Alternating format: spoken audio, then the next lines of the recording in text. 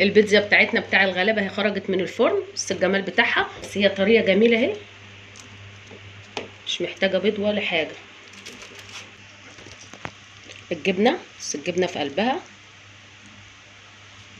بس بسم الله ما شاء الله. جبنه الفلاحي والله العظيم احسن من الجبن اللي بنشتريها، الطعم فيها جميل، بس مورقه وجميله ازاي.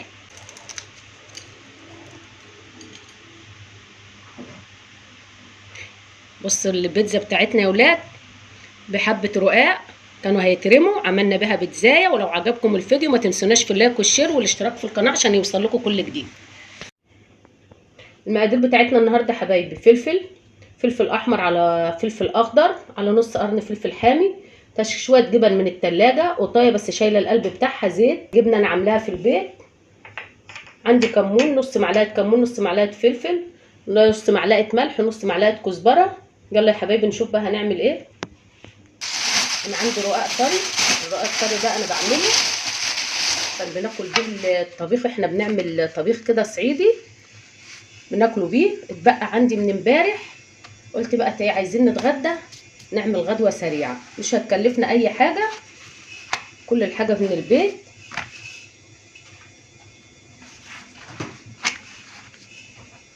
انا بعمله مثلثات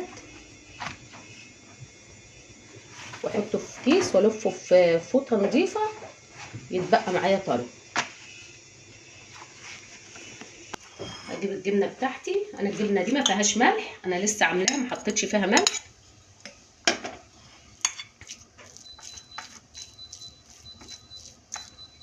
مكلفناش اي حاجه من بره، كل حاجه من التلاجة عشان هي مدلعه. نحط لها رشه ملح صغيره عشان الجبنه الرومي طبعا، حبه فلفل، كمون، كزبره،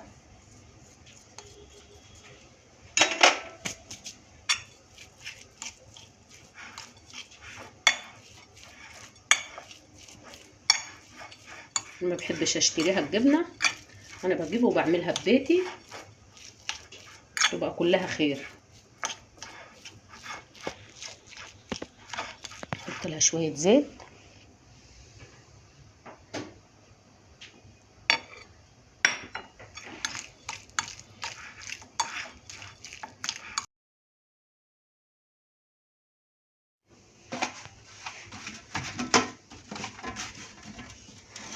ادهنها برضو زيت لان مفيهوش اي زيوت، انا بعمله بدقيق، احنا بنقول عليه فطير، الصعايده اللي يعرفوه هنا بيقولوا عليه رقاق طري، بس احنا بنقول عليه بالنسبه للاكله بتاعتنا اللي بنعمله بناكلها بيها بنقول فطير.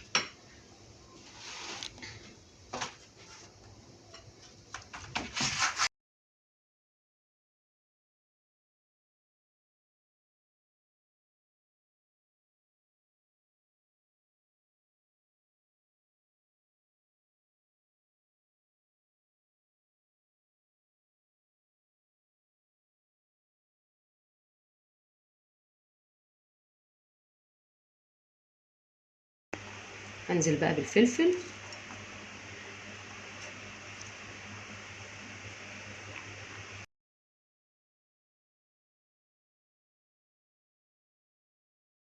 ده بقى في الطبقه اللي على الوش.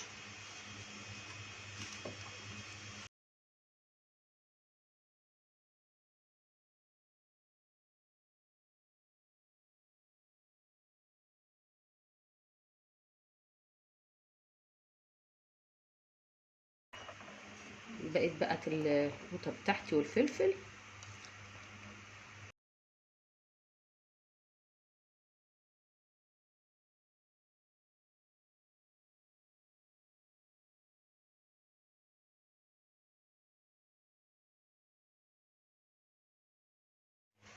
انا عند الفرن مولعاه بقى لي يجي 10 دقايق من اول ما ابتديت اعمل فيها، قبل ما اعمل فيها كمان هروح ادخلها الفرن.